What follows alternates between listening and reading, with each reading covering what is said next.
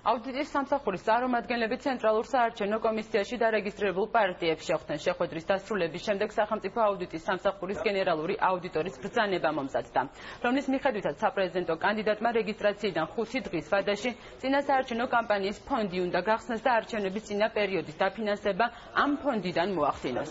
ასევე დოკუმენტის თანახმად ყველა პარტიამ, რომელიც უფლებამოსილია საპრეზიდენტო კანდიდატი წარადგინოს, არჩევნების გამოცხადების დღიდან ყოველ 3 კვირაში აუდიტის სამსახურში ფინანსური დეკლარაცია უნდა წარადგინოს.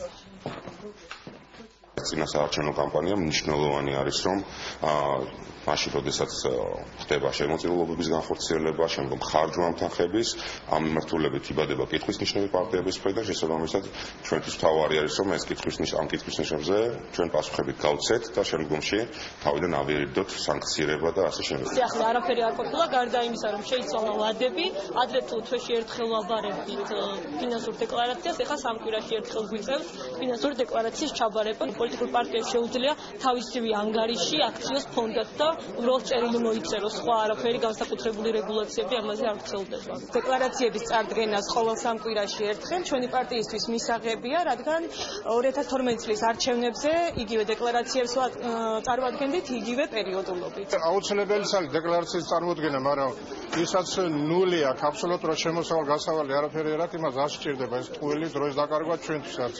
კარგი იქნებოდა მიეხედათ დაფინანსებისათვის, ყველა პოლიტიკური პარტიების ნორმალური დაფინანსება რომ ქონოდათ.